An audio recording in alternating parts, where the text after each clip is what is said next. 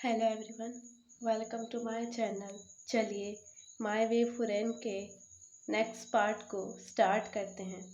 हमने पिछले पार्ट में देखा था कि वैन चाओ वांगजी से कहता है कि अब मैं तुम्हें दिखाता हूँ कि मैं क्या हूँ। तो चलिए आज के पार्ट को स्टार्ट करते हैं। वैन चाओ लैन वांगजी को एक जोरदार स्लैप करता है जिससे वांगजी बेड पर गिरता है। वैन चाओ अब वांगजी के ऊपर आ जाता है। वो उसे फोर्सफुली किस करने लगता है। वांगजी वैन चाओ को स्लैप करता है और किक करके डोर से बाहर जाने लगता है। वैन चाओ वांगजी को जबरदस्ती पकड़कर रूम के अंदर लाकर बेड पर फेंक देता है। वो डोर को अंदर से बंद कर देता है। वो वांगजी के हैंड्स को हेडबोर्ड से बांध देता है। वैन चाओ वांगजी के सारे रोप्स को फाड़कर उसके शरीर से अलग करने लगता है। वो अब वांगजी के होल बॉडी पर बाइट्स कर रहा था। वांगजी वैन चाओ को बहुत मार रहा था, बहुत हिट कर रहा था, पर वैन चाओ ने उसके हैंड्स और लेग्स को बांध दिए थे। वांगजी को बहुत गुस्सा आ रहा था, पर वो कुछ नहीं कर सकता था। वैन चाओ अब फोर्सफुली वांगजी के साथ इंटीमेट होना शुरू कर देता है। वांगजी को वैन चाओ से बहुत घिन आ रही थी। वो रो रहा था, पर वैन चाओ को कोई फर्क नहीं पड़ रहा था। वो जबरन वांगजी के साथ पूरी रात इंटीमेट होता है। जब सेटिस्फाई हुआ तो रोप्स पहनकर वैन चाओ रूम से बाहर चला गया। उसने पीछे मुड़कर वांगजी की तरफ एक बार भी नहीं देखा। उसने वांगजी के साथ जबरदस्ती की। उसने वांगजी के साथ रेप किया था। वांगजी अपनी वर्जिनिटी विंग के साथ स्पेंड करना चाहता था, पर उसने अपनी वर्जिनिटी वैन चाओ के साथ बिताई थी, जिसने उसका रेप किया था। वांगजी बेड पर लाश की तरह लेटा था। उसके होल फेस और बॉडी पर बाइट मार्क्स थे और स्क्रैचेस के निशान भी थे। उसके चीक्स पर भी वैन चाओ के हैंड्स के निशान थे जब वैन चाओ ने वांगजी को स्लैप किया था। उसके माउथ के कॉर्नर से भी ब्लड निकल रहा था। वो रो रहा था। कुछ देर बाद जब वांगजी अपनी सेंस में आया तो अपनी बॉडी को देखकर वो रोने लगा। वो जैसे तैसे खुद को उठाते हुए वॉशरूम में आता है।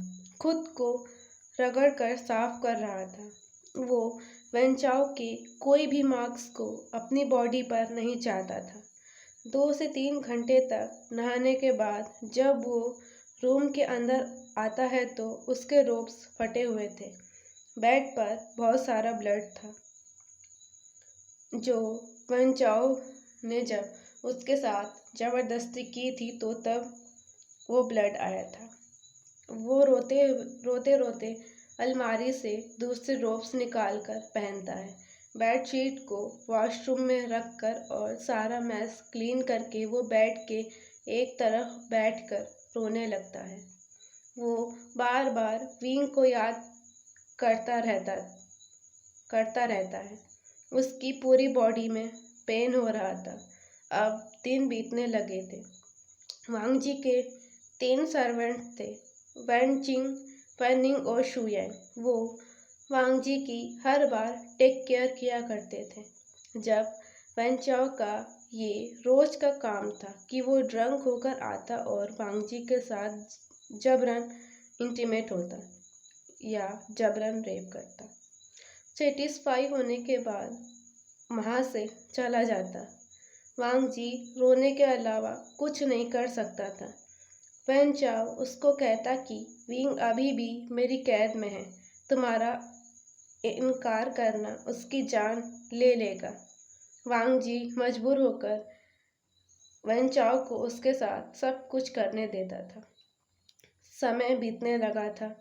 एक दिन वैन रूहान वांगजी के रूम में आता है। फेक नाटक करते हुए कहता है, बेटा मैं तुमसे वेंचाओ के नेचर के लिए माफ़ी मांगता हूँ। बेटा किस मुंह से कहूँ कि मैं किसी को मुंह दिखाने लायक नहीं रहा। वो साथ ही वांगजी के बैग पर गंदे तरीके से टच कर रहा था। वांगजी को गंदा फील होते ही वो दूर हो जाता है। वो कहता है, आप ये क्या कर रहे हैं फादर इन लॉ? मैं आपका सन इन लॉ हूँ। वैन रूहान तुरंत माफ़ी मांगते हुए कहता है और वहाँ से चला जाता है। दिन ऐसे ही बीतने लगे थे। एक दिन वैन रूहान ड्रंकन स्टेट में वांगजी के रूम में आता है। वांगजी इस समय सो रहा था। सडनली रूम खुलने से वो डर गया। डोर पर वैन रूहान था। वो डर से कहता है, फादर इन लॉ आप इस समय यहाँ? वैन रूहान अंदर आते ही वांगजी पर जबरदस्ती करने लगता है। वो कहता है कि तुम किस तरह वेंचाओ को सेटिस्फाई कर लेते हो। आज मुझे भी कर दो।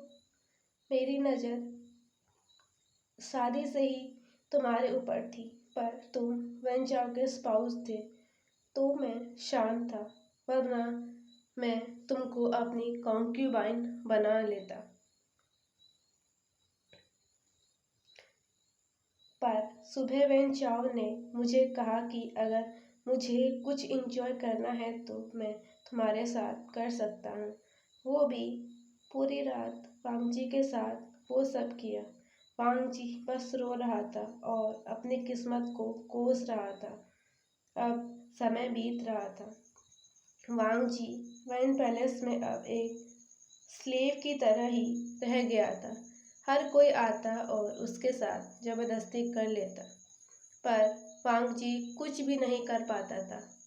वो बस एक लाश की तरह ही वैन पैलेस में जी रहा था। मैं अपनी स्टोरी को यहीं पर फिनिश करती हूँ और आगे की स्टोरी हम आने वाले पार्ट में जानेंगे।